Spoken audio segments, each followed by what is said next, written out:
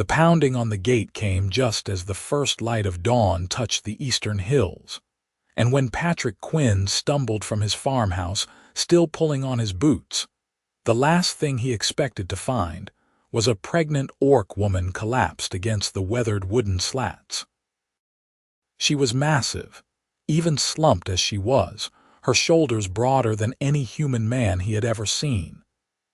Green skin caught the pale morning light, and her dark hair hung in tangled ropes around a face that was both fierce and exhausted. Blood stained the rough fabric of her tunic, and her breathing came in shallow gasps that fogged in the cold air. But it was her belly that made Patrick freeze, one hand still on the gate latch. She was heavily pregnant, unmistakably so, and as he stood there trying to process what he was seeing, her eyes opened. They were amber, bright as honey held up to sunlight, and filled with a desperate wariness that Patrick recognized from wounded animals he had treated over the years. She did not speak, did not beg, just watched him with those eyes as if waiting for the inevitable rejection. Patrick had fought in the border wars. He had seen orcs on the battlefield, had crossed swords with their warriors, had watched friends fall to their axes. He had every reason to slam the gate shut, to ride to the village and report this, to protect himself and his property from what everyone said was a savage race incapable of mercy or reason. His neighbors would certainly expect nothing less. Instead, he opened the gate. "Can you walk?"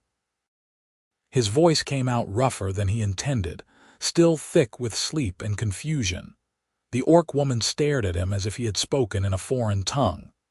Then, slowly, she nodded. Patrick stepped forward, offering his arm, and after a moment of hesitation so profound it hurt to watch, she gripped it. Her hand was huge, easily twice the size of his own, with calluses that spoke of hard labor and harder living. She pulled herself upright with a groan that revealed the small tusks jutting from her lower jaw, yellowed ivory against green skin. Together, they made their way across the yard.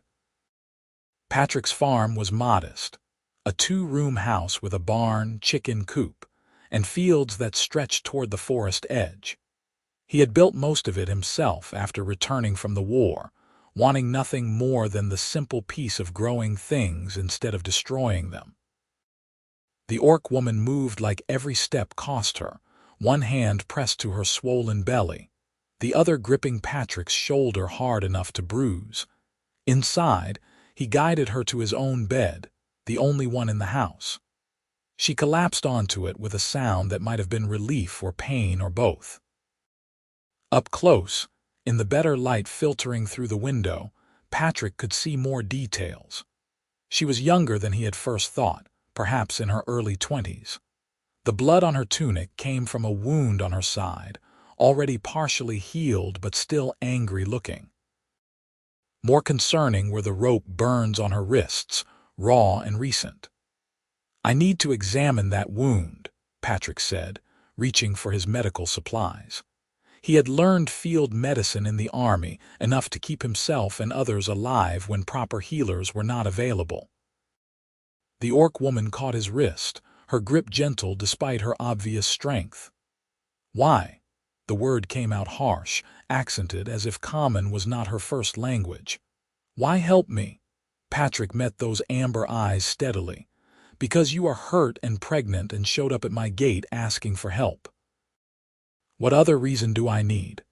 She released him slowly, suspicion warring with exhaustion on her face. Patrick gathered water, clean cloth, and the salve he made from herbs grown in his garden. When he approached the bed again, she had pulled up her tunic, revealing the wound and the impressive swell of her belly. The baby was large, or perhaps that was normal for orcs. Patrick realized with some embarrassment that he knew almost nothing about orc anatomy beyond which parts to stab in combat. The wound was a knife cut, long but not deep, and it had been cleaned recently though not expertly.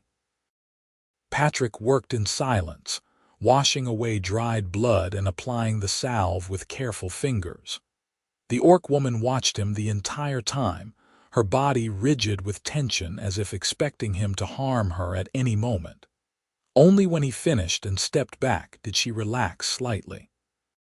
"There is broth from last night," Patrick said, moving to the fireplace, "and bread. You need to eat.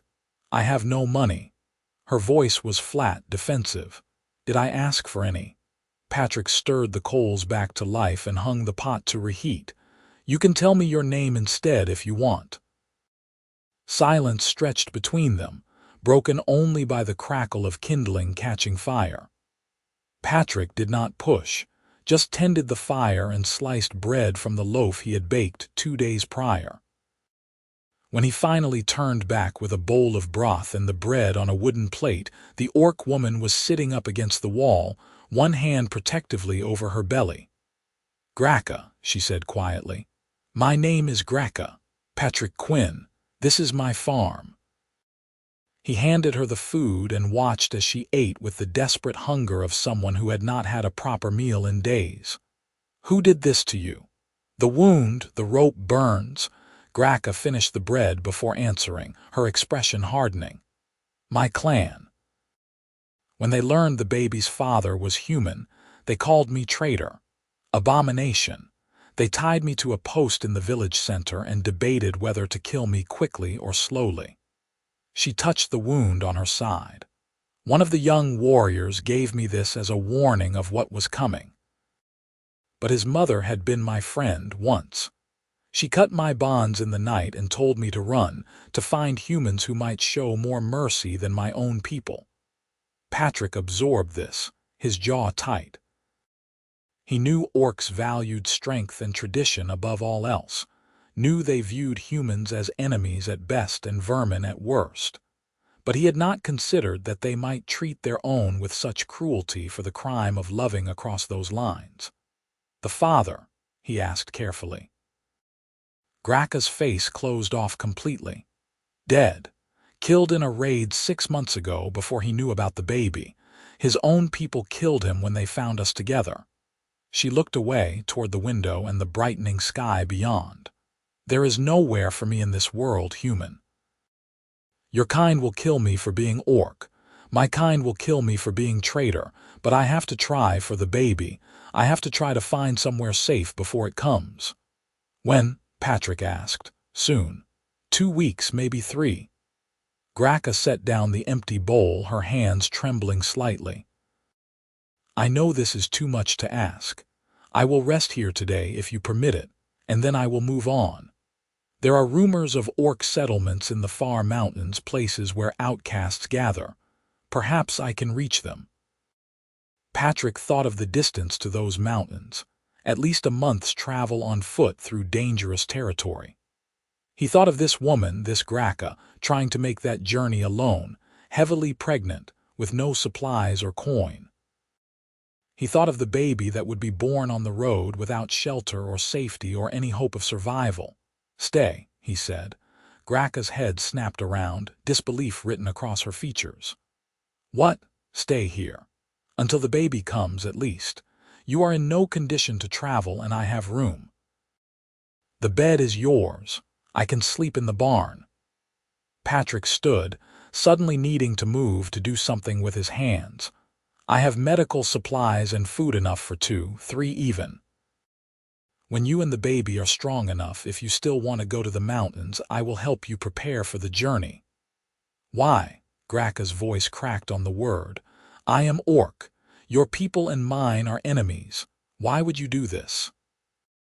Patrick turned to face her, this fierce, frightened woman who had been betrayed by everyone she knew. "Because the war is over, at least for me. Because I am tired of making decisions based on what someone is rather than who they are. Because it is the right thing to do, and I have done enough wrong things for one lifetime." He managed a small smile. "And because my mother would haunt me for eternity if I turned away a pregnant woman who needed help, regardless of her race." For a long moment, Grakka simply stared at him. Then, to Patrick's shock, tears began to roll down her green cheeks, tracing lines through the dirt and exhaustion. She did not sob or wail, just sat there crying silently as if she had forgotten how to do even that properly. Patrick found a clean cloth and handed it to her, then tactfully busied himself with cleaning up the breakfast things. When Grakka finally spoke again, her voice was thick but steadier. "I will work. I am strong even like this. I can tend animals, repair things, whatever you need. I will earn my keep. You will rest and heal," Patrick corrected firmly. "There will be time enough for work later if you want. For now, just focus on staying healthy." He paused at the door. "I need to tend the animals and check the fields. Will you be all right here alone for a while?" Grakka nodded, her hand once again on her belly. Patrick noticed the gesture, the instinctive protection, and something in his chest tightened. He had never thought much about children, had assumed that part of life was not meant for him. But seeing Grakka now, he understood with sudden clarity that this baby was not just orc or human or some combination thereof. It was a child who deserved a chance at life, regardless of what the world thought of its parents. Outside, the morning had fully arrived, bright and clear. Patrick went through his routines on autopilot, feeding chickens and goats, checking the pig pen, examining the early crops pushing up through the soil. His mind raced the entire time, trying to sort through the implications of what he had just done. When his neighbors found out, and they would find out eventually, there would be consequences. The village council might demand he send Grakka away. Some of the more aggressive men might try to take matters into their own hands. But Patrick had not survived 2 years of brutal warfare by being easy to intimidate. He owned his land outright, owed no debts, and lived far enough from the village proper that unexpected visitors were rare. If he was careful, if he kept Grakka's presence quiet, they might manage until the baby was born and she was strong enough to decide her own future. When he returned to the house an hour later, Grakka was asleep, curled on her side with one hand tucked under her cheek like a child. In sleep, her face lost some of its hardness, revealing the exhaustion and fear she carried. Patrick pulled a blanket over her carefully, then gathered his own bedroll and headed for the barn as promised. The next few days established a cautious routine. Grakka slept most of the first day and well into the second, her body demanding rest after what must have been weeks of running and hiding. When she finally emerged from the house on the third morning, Patrick was mending a fence and nearly dropped his hammer in surprise. She looked better, stronger, her green skin no longer quite so ashen. The wound on her side was healing cleanly. She had washed somehow, her dark hair pulled back in a simple braid, and she wore one of Patrick's spare tunics belted over her pregnancy. It fell to her knees like a short dress, and she looked oddly vulnerable despite her size. "You should be resting," Patrick called. Grakka walked over, her gait steady despite her bulk. "I have rested. Now I need to move to work or I will go mad staring at your walls." She examined the fence, then picked up a post Patrick had been struggling to position. With seemingly no effort, she lifted it and set it in place, holding it steady while he hammered. "See? Useful." Patrick wanted to argue but recognized the stubborn set of her jaw. "Some battles were not worth fighting. All right. But if you feel tired or sore, you stop immediately." "Agreed, agreed." Grakka actually smiled a little, a brief flash of expression that transformed her face. "You are bossy for someone who claims not to want obedience." "I am practical," Patrick corrected, but he found himself smiling too. They worked together through the morning, and Patrick discovered that Grakka had not exaggerated about her strength. Even pregnant, she could lift and carry loads that would have staggered him. More than that, she knew farming, understood crop rotation and animal husbandry, and the thousand small details that separated a successful farm from a failing one. "Where did you learn all this?" Patrick asked over lunch, which they ate sitting on the porch watching clouds drift across a perfect blue sky. My clan lives lived by farming as much as raiding, Grakka said. Everyone works the fields from childhood. I was good at it, better than at fighting, though I can do that too when needed. She paused, her expression growing distant. I thought I would spend my life there, growing food, raising children, teaching the next generation. Stupid dreams. Not stupid, Patrick said quietly. Just dreams that other people could not accept.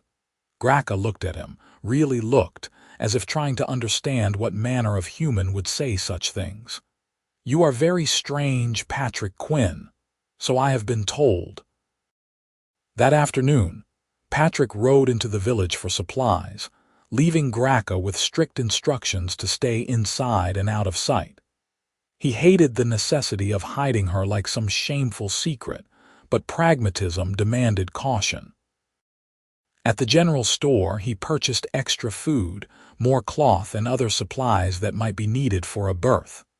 The storekeeper, a gossipy woman named Martha, gave him curious looks. That is a lot of food for one man, she observed. Winter stores, Patrick said blandly. I learned in the army to stock up when I can. Martha did not look convinced, but she accepted his coin and packed his purchases. Patrick left quickly, uncomfortable with the lie even as he recognized its necessity. On the ride back, he spotted smoke from the Johnson farm, his nearest neighbor 3 miles down the road. They were good people but deeply traditional, and not likely to welcome an orc, pregnant or otherwise, in their midst. When he reached home, Grakka was in the garden, carefully weeding between rows of young vegetables. She looked up at his approach, relief flickering across her face before she schooled it back to neutrality. Patrick realized with a start that she had been afraid he might not return, might have gone to the village to report her presence or rally a mob. I brought supplies, he said, dismounting and beginning to unload the saddlebags. Including fabric if you want to make yourself some proper clothes. I am not much of a seamstress, but I can manage basic stitching if you guide me. Grakka took the bolt of sturdy cotton, running her fingers over it with something like wonder. I can sew. I made all my own clothes before. She hesitated. Thank you for coming back for all of this. You do not need to thank me every time I do something decent, Patrick said, a little more sharply than he intended. This is what people should do for each other. In my experience, people rarely do what they should. But Grakka smiled again, that fleeting expression that Patrick was beginning to hope he might see more often. Over the following week, they fell into an easy partnership. Patrick handled the heavier field work while Grakka managed the house, garden, and animals with quiet efficiency. She was an excellent cook, turning his simple provisions into meals with flavor and substance. In the evenings, they sat together on the porch, watching the sun set behind the western hills, and talked about inconsequential things. Favorite foods, childhood memories, the names of stars in their respective languages. Patrick learned that Grakka had been 22 when she met the baby's father, a young human merchant who had ventured into orc territory with more courage than sense. They had encountered each other at a river where both had gone to fish, and instead of fighting, they had talked. Then kept talking, meeting in secret for months before their relationship deepened into something neither could walk away from. His name had been Thomas, and Grakka spoke of him with a gentle sorrow that made Patrick ache for her loss. He was funny, she said one evening, her hands working a piece of wood she was carving into a simple toy. Always joking, even when it was inappropriate. He made me laugh in ways I never had before, and he was kind, so kind it almost hurt. He saw me as a person, not a monster or a curiosity, just Grakka, someone worth knowing. She fell silent, her fingers still on the wood. I miss him. Every day I miss him. He would want you to survive, Patrick said. To raise his child and find happiness again, even if it looks different than you planned. Perhaps. Grakka resumed carving. What about you? You speak of your time in the army, but never of a wife or lover. A man like you, I would think you would have been claimed long ago. Patrick huffed a quiet laugh. I was engaged once before the war. Sweet girl named Emily from the next village over. But when I came back, I was different. Harder, quieter, with nightmares that woke me screaming. She tried for a few months, but eventually she admitted she could not live with the man I had become. I did not blame her. I could barely live with myself. Yet you are kind now, Grakka observed. Gentle, even. Whatever darkness you carried, you did not let it consume you. I had this place, Patrick said simply. Something to build instead of destroy. It saved me, I think, gave me purpose beyond survival. He glanced at her. I hope it can do the same for you, at least for a while. Grakka met his eyes and something passed between them, a recognition of shared wounds and tentative healing. She looked away first, her cheeks darkening to a deeper green that might have been a blush. Patrick felt his own face warm and busied himself with checking the gate latch that had been working perfectly all day. The easy peace lasted until the second week, when Patrick rode back from checking his northern fields to find Grakka standing in the yard holding a pitchfork, her face set in grim lines. Beyond her, two men on horses sat at the property line, clearly having been refused entry. Patrick recognized them immediately. John Baker and his son Samuel, neighbors from 4 miles south. Both had fought in the war and both were known for their deep hatred of orcs. His stomach dropped as he rode closer, positioning his horse between them and Grakka. Patrick, John called out, his voice falsely jovial. Heard a rumor you had an orc on your property. Thought I would ride over and see for myself, maybe offer assistance in dealing with the situation. There is no situation, Patrick said evenly. Grakka is my guest and under my protection. She has done no harm and threatens no one. Samuel, a young hothead barely 20, spat on the ground. That thing is an orc. It does not deserve protection, it deserves a noose or a blade. Send it out here and we will deal with it, save you the trouble. Patrick felt anger surge hot and sharp through his chest. The only thing that will get dealt with is you if you threaten my guest again. This is my land and I decide who is welcome on it. Now leave. Patrick, be reasonable, John tried, his tone wheedling. That creature is pregnant. Do you know what that means? It means there will be more orcs, and we have enough problems with the ones already causing trouble along the border. We are doing you a favor. I do not recall asking for your favors.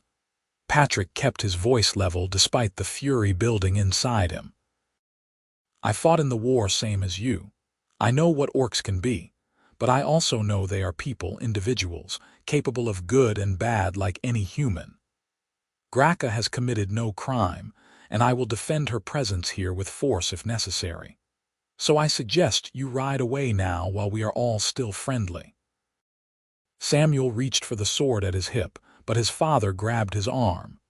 John studied Patrick for a long moment, taking in his stance, his evident seriousness. Whatever he saw made him nod slowly. All right, Patrick, it is your land and your choice. But do not expect any help from the village when that choice brings you trouble. And it will bring trouble, mark my words. They wheeled their horses and rode away, leaving tension thick in the air. Patrick waited until they disappeared over the hill before dismounting, his legs suddenly shaky. Grakka still held the pitchfork, her knuckles pale green with the strength of her grip. I should go, she said, her voice rough. I am bringing danger to you just as I knew I would. This is not your fight. Like hell it is not, Patrick said sharply. You are not going anywhere, especially not because those two idiots think they can dictate what happens on my land. He took the pitchfork gently from her hands and set it aside, then gripped her shoulders. "Listen to me, Grakka. I made a choice to help you, and I stand by it. Whatever comes, we face it together. Understood?" Grakka searched his face, her amber eyes wide and uncertain. Why defend me against your own kind?" "Because they are not my kind just because we share a race," Patrick said. "You are more my kind than they are. You work hard, treat me with respect, and have never once threatened or harmed anyone here." John and Samuel rolled up ready for violence against a pregnant woman. So who is really the monster in this situation? Something broke in Grakka's expression, the careful walls she kept around herself crumbling. She leaned forward, her forehead coming to rest against Patrick's shoulder, and he felt her shaking. Not crying, just trembling with the weight of everything she had endured. Patrick wrapped his arms around her as best he could with her belly between them, holding her steady while she fell apart. "I am afraid," she whispered. "I am so afraid all the time for me and the baby. And I am afraid that I am starting to feel safe here to hope, because hope has been beaten out of me so many times." "Hope anyway," Patrick said into her hair. "Hope is an act of courage, and you are the bravest person I have met. So hope, and let me worry about defending us if it comes to that." They stood like that for a long time, two broken people holding each other up in a world that wanted them apart. When they finally separated, Grakka's eyes were dry but bright, her expression determined. "Then we prepare. If they come back with others, we need to be ready." Patrick nodded. "I have my father's old crossbow in the barn, and I know how to use it. Tomorrow I will ride to town and quietly gather more supplies, maybe spread a story about Grakka being a foreign laborer I hired for the harvest. Not perfect, but it might buy us time and confusion." That night, Patrick moved his bedroll from the barn back into the house, sleeping on the floor near the door with his sword in easy reach. Grakka did not protest, and he noticed she slept more soundly with him there, her breathing deep and even. He lay awake for hours, watching shadows move across the ceiling and thinking about how much his life had changed in just 2 weeks. The next morning, he rode to the village and implemented his plan, spinning a careful tale of hiring a foreign worker through a merchant contact. Most people accepted it with varying degrees of skepticism, though he saw doubt in many eyes. At the blacksmith, he purchased extra nails and metal pieces, claiming he planned to expand his barn. In truth, he intended to reinforce the house doors and shutters. At the general store, Martha pulled him aside, her expression uncharacteristically serious. "Patrick, people are talking. They say you have an orc woman on your property and that she is pregnant. Is it true?" Patrick met her eyes steadily, making a split-second decision to trust her.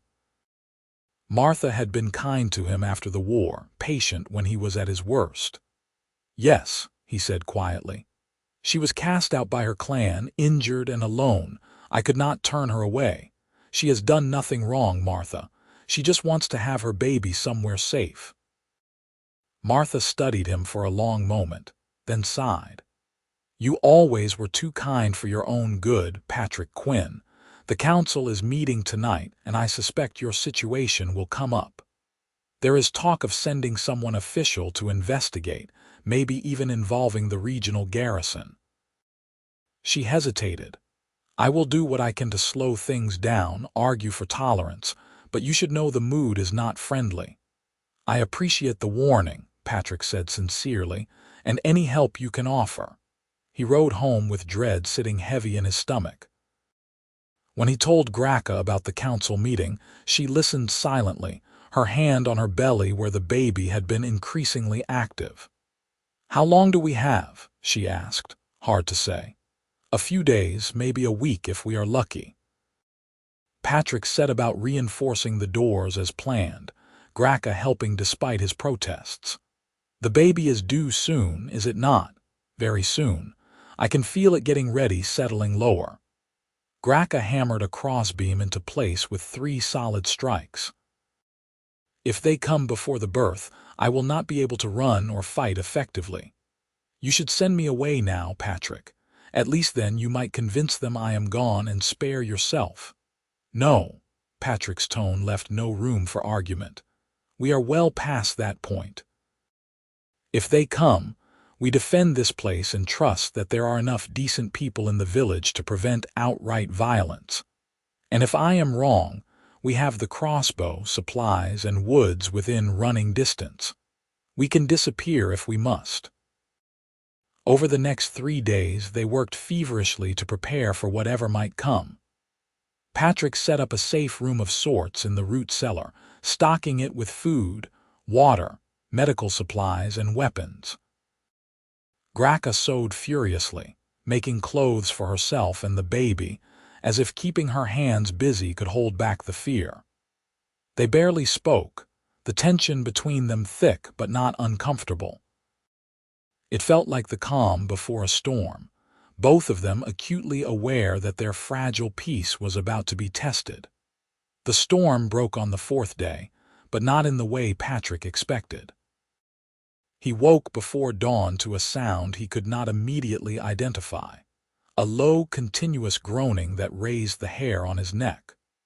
Rolling to his feet, sword in hand, he crossed to where Grakka lay on the bed and found her curled on her side, breathing in harsh pants, her face twisted in pain. "The baby?" he asked stupidly. Grakka managed a nod between contractions. "Started an hour ago. Did not want to wake you until I was sure, but it is coming fast now." Patrick's military training kicked in, the calm focus that had gotten him through countless crises. "All right. I am going to examine you and see how far along you are. Is that acceptable? Do whatever you need to."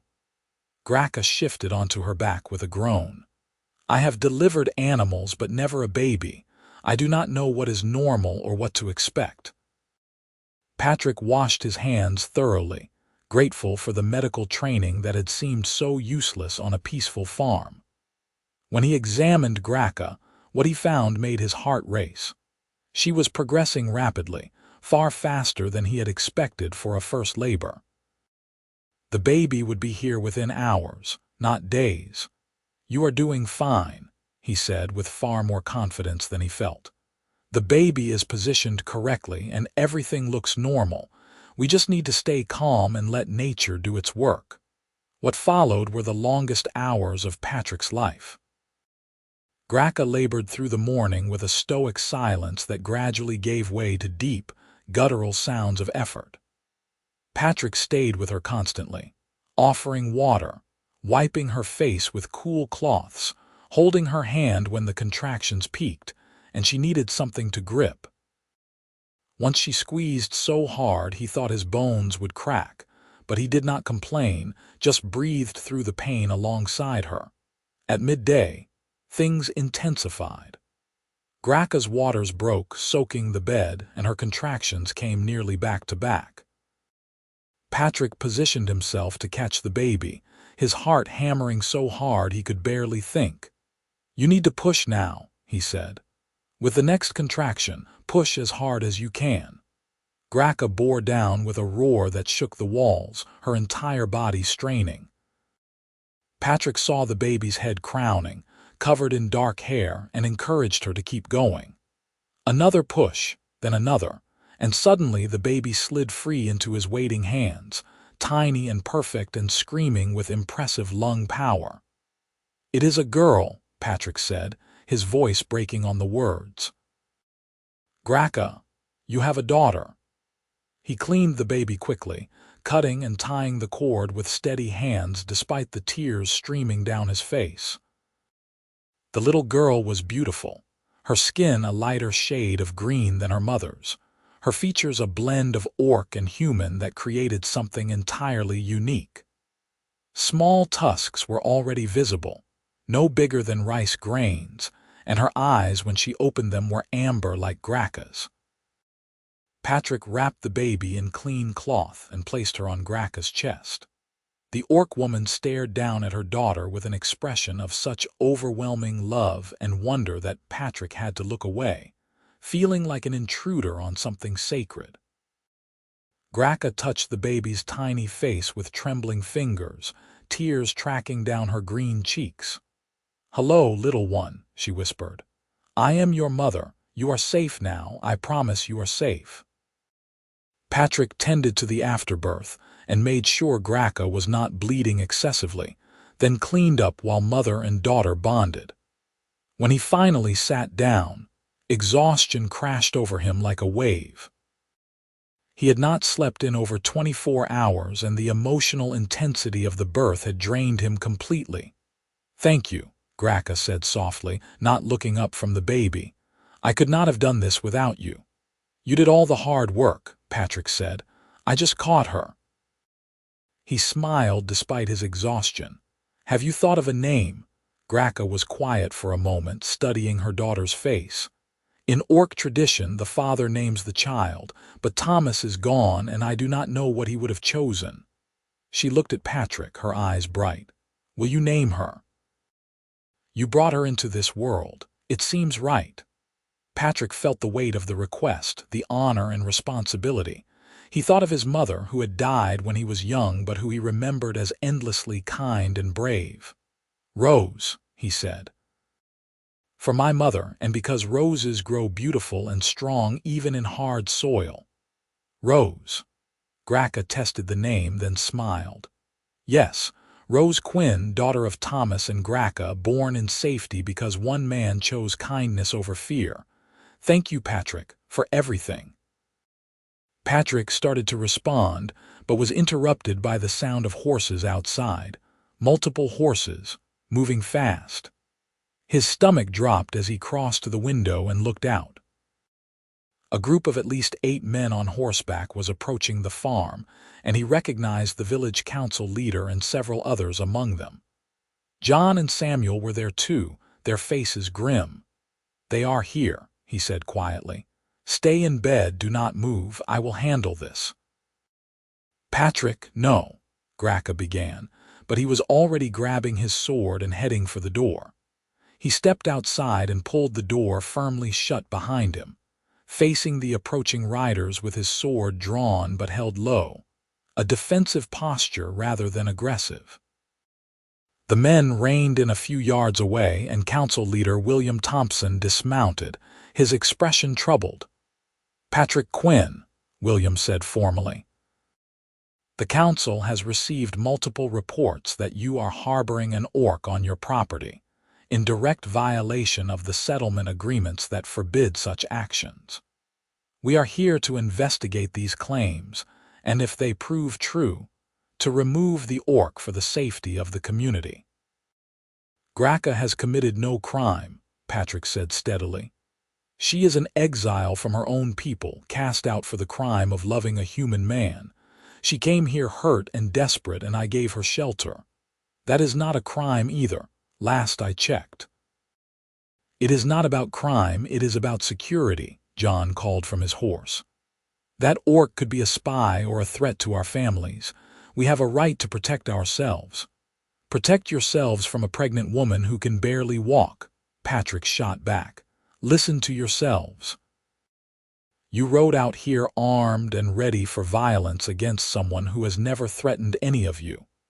William raised a hand for silence. "Patrick, I understand you acted from compassion, but the situation is more complicated than you realize. There are laws, treaties, understandings between our people and the orc clans. Harboring an exile could be seen as an act of aggression, could bring retaliation down on all of us." He softened slightly. "We do not want to hurt anyone. Just let us take the orc, and we will find somewhere appropriate for her to go. Somewhere far from here where she will not be a complication. She just gave birth," Patrick said bluntly, and saw shock ripple through the group. "An hour ago. So unless you plan to drag a woman and newborn off my property immediately after she nearly died bringing life into the world, you are going to have to wait. And if you do that, if you are that cruel, Then you are no better than the orc clan that exiled her." The men shifted uncomfortably, several exchanging glances. Dragging away a mother and newborn would not sit well with the village, and they knew it. William looked troubled, caught between duty and decency. "Let me see them," he said finally. "If what you say is true, if she is truly just a mother trying to survive, then perhaps we can find a solution that does not involve immediate removal." Patrick hesitated, then nodded. "She has been through an ordeal. Be respectful, or I will remove you myself regardless of how many men you brought." He turned and led William inside, leaving the others waiting in the yard. Grakka was sitting up in bed, Rose cradled protectively in her arms. She looked at William with wary defiance, a mother animal ready to defend her young. Patrick saw William take in the scene, the orc woman exhausted and vulnerable, the tiny baby wrapped in soft cloth, the blood and evidence of recent birth. His stern expression cracked, revealing something closer to compassion. "What is the child's name?" William asked quietly. "Rose," Grakka said, her voice strong despite her obvious exhaustion. "Named for Patrick's mother because he has been more family to us than our own blood." William was silent for a long moment, studying them both. "The baby's father," he asked finally. "Dead." "Killed by his own people for loving me," Grakka said bitterly. "Just as mine tried to kill me for loving him. There is no place in this world for people like us, like little Rose. But Patrick gave us one anyway, asked nothing in return, just offered shelter and kindness when we had nothing left." Her eyes met William's. "I know you fear me. I know orcs and humans have hurt each other for generations. But I am just a mother now. All I want is for my daughter to survive, to have a chance at life. If you take that from us, it will be murder, nothing less." Patrick saw the moment William's resolve crumbled. The older man sighed deeply, rubbing his face with both hands. "This is a disaster," he muttered. "A diplomatic nightmare waiting to happen." He looked at Patrick. "Do you understand what you have done, what you are asking of this community?" "I am asking people to act like decent human beings," Patrick said. "To see an orc as a person rather than a monster, and to protect the innocent rather than punish them for circumstances beyond their control. If that is too much to ask, then I have seriously misjudged the people I fought to protect." William flinched at that, and Patrick knew the barb had hit home. The council leader walked to the window, staring out at the waiting men, then back at Grakka and Rose. "If I allow this," he said slowly, "if I convince the council to permit you to stay, there will be conditions. Strict ones. The orc woman must stay on this property, cannot come into the village or interact with citizens without supervision.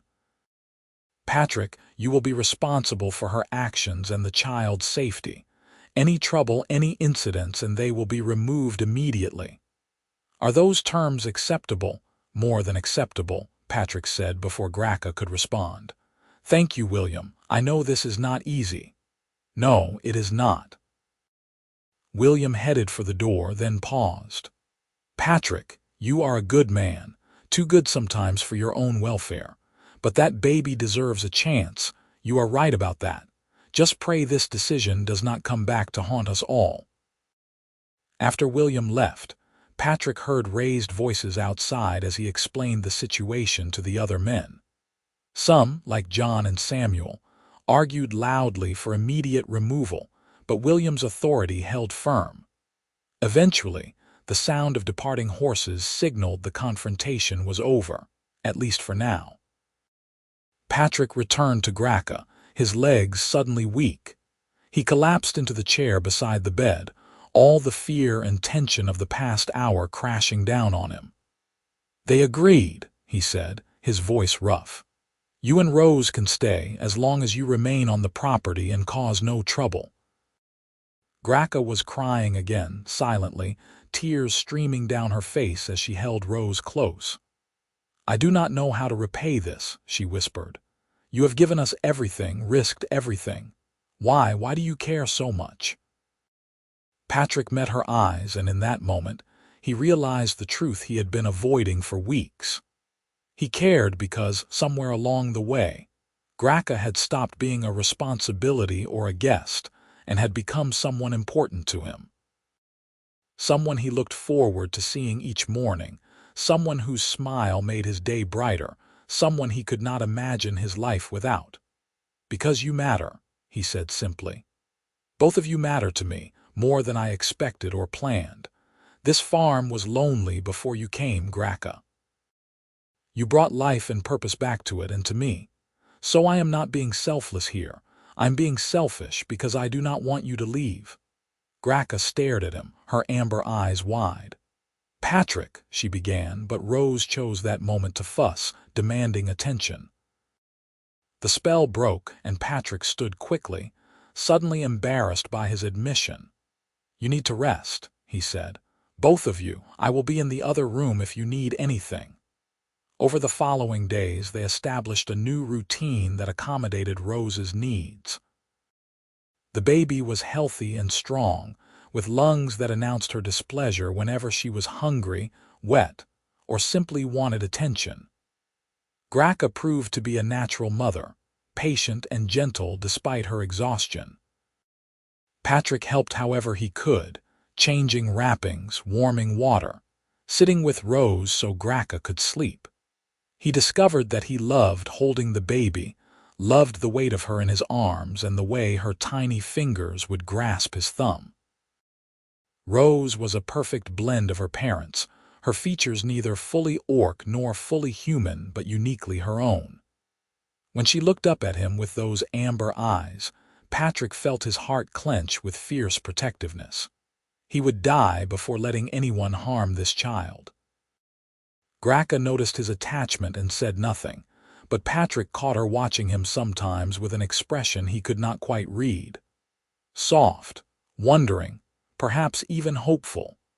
The tension between them had changed after his admission, become charged with possibility rather than just friendship. But neither of them pushed, content to exist in the comfortable space they had built. 2 weeks after Rose's birth, Martha visited unexpectedly, riding up to the farm with a basket of supplies. Patrick met her at the gate, wary but grateful when she smiled. "I come in peace," she said. "And with gifts. Baby clothes, soft blankets, and a few things for the mother. May I see them?" Patrick glanced back at the house, then nodded. "Let me check with Grakka first. She is still nervous around humans for obvious reasons." But Grakka agreed to the visit, and Martha proved to be exactly what they needed. She cooed over Rose, offered practical advice on baby care, and treated Grakka with the same matter-of-fact kindness she showed everyone.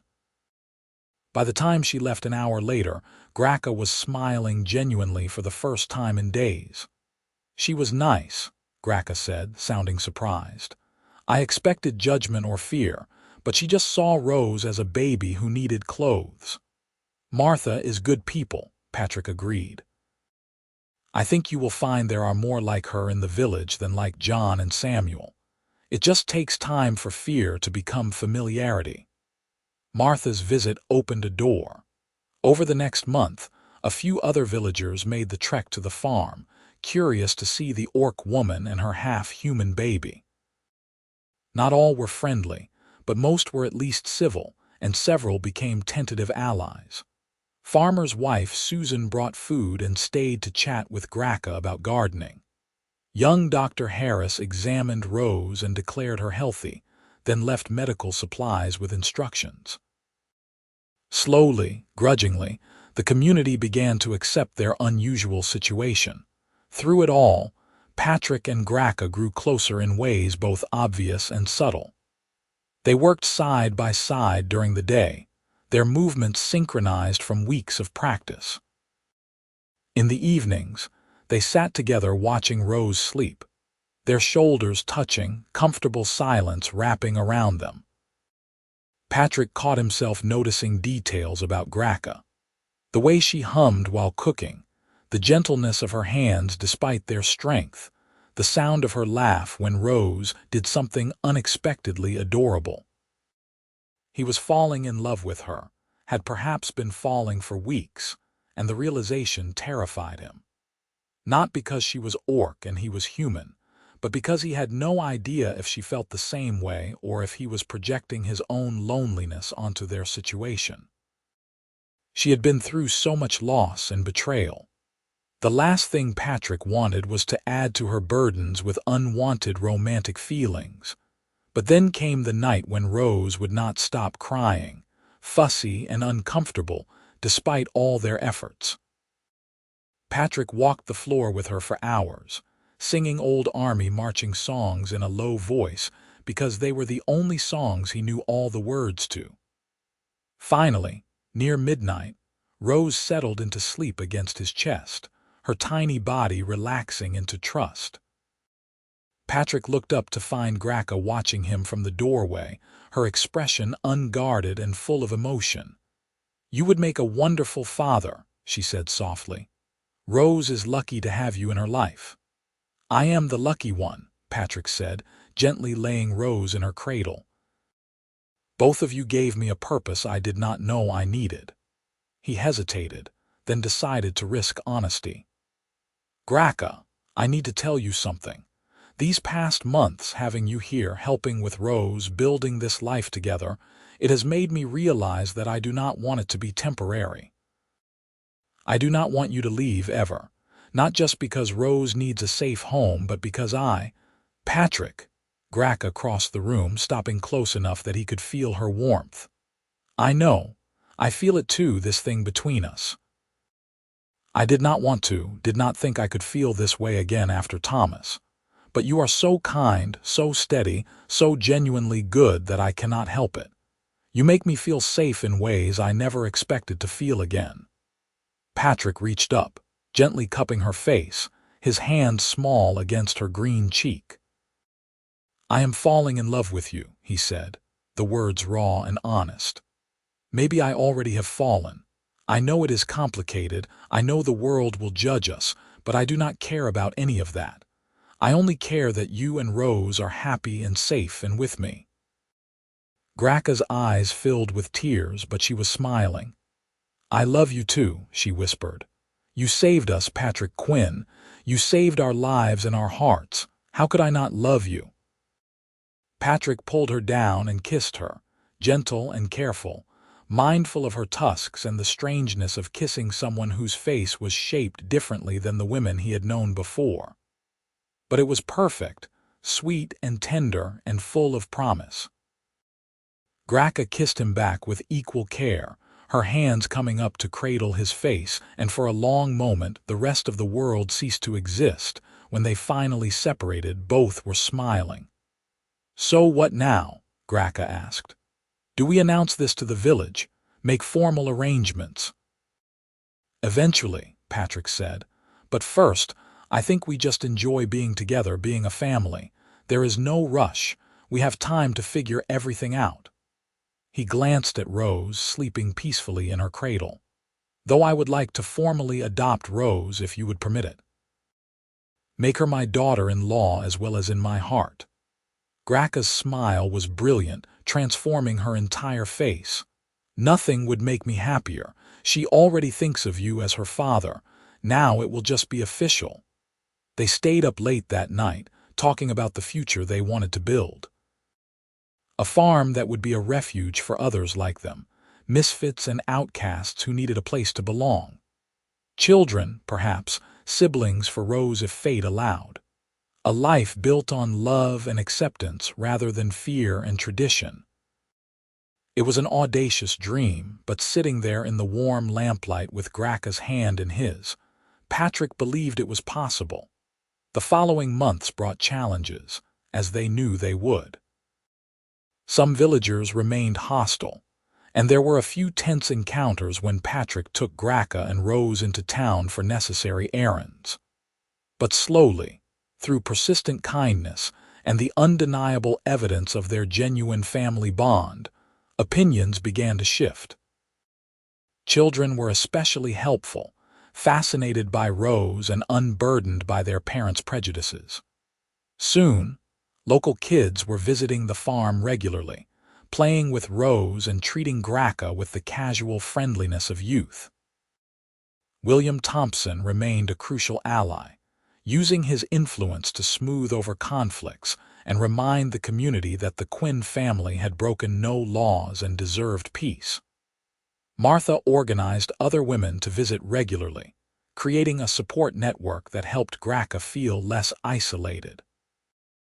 Dr. Harris delivered 2 more babies in the village, using techniques he had learned from watching Grakka help with animal births, crediting her with his improved success rate.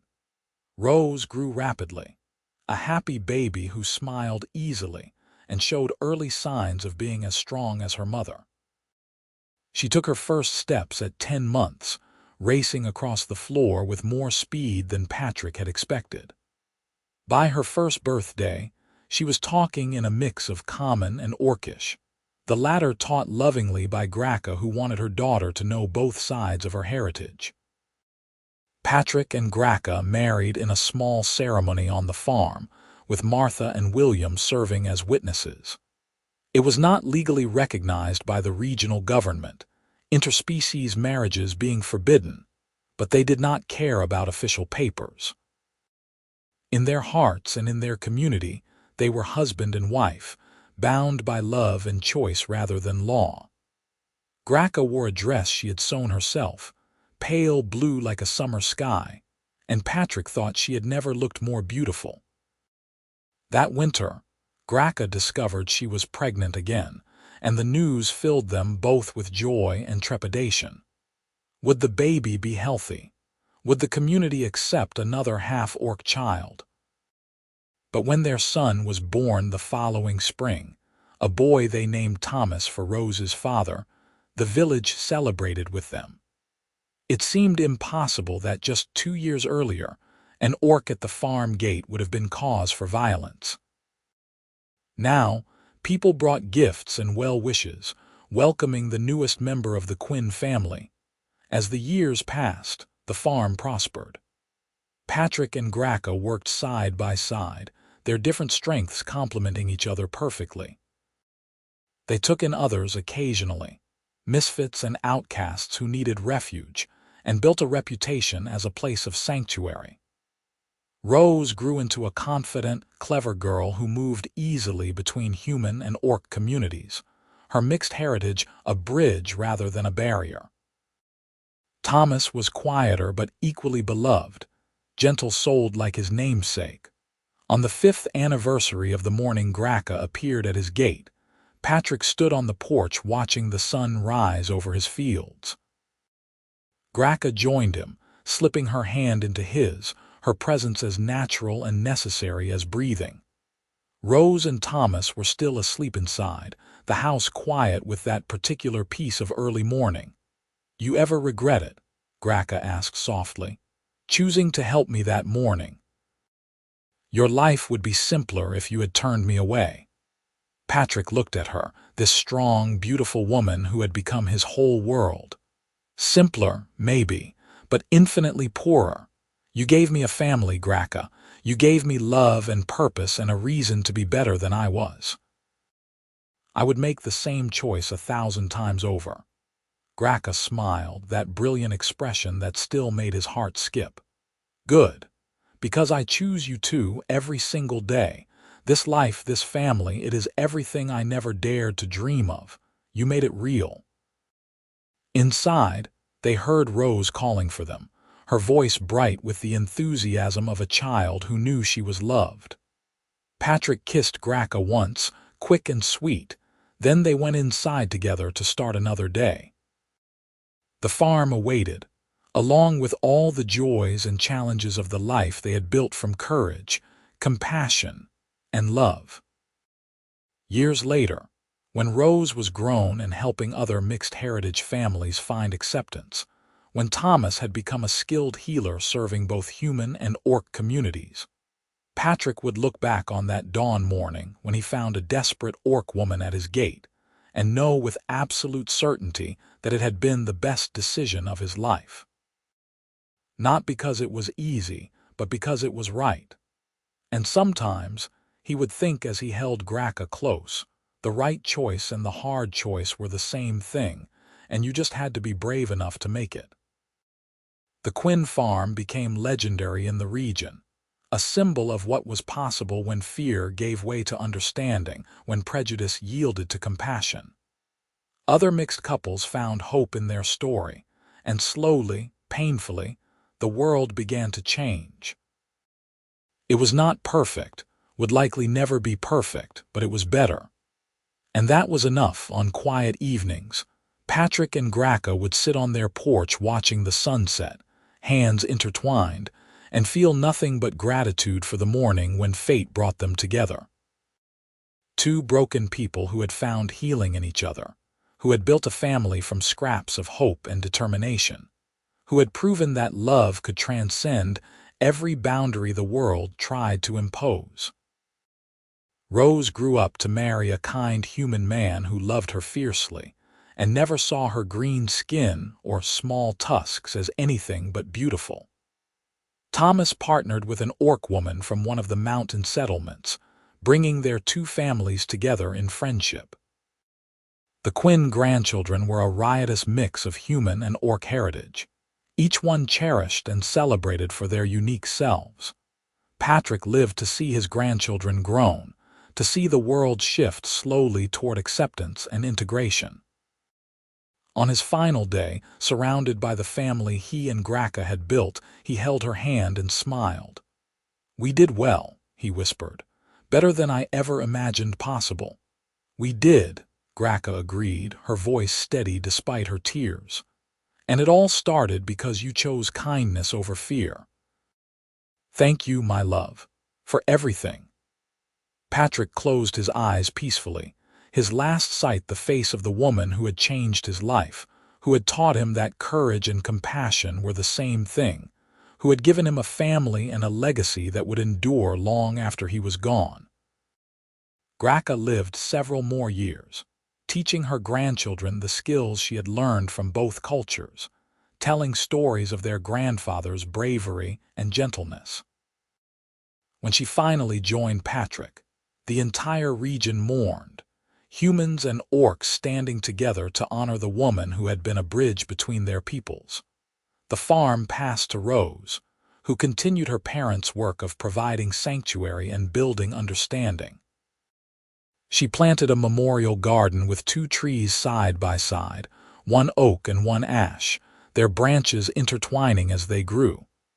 Beneath them, a simple stone marker read, "Patrick and Grakka Quinn, who chose love when the world chose hate and changed everything."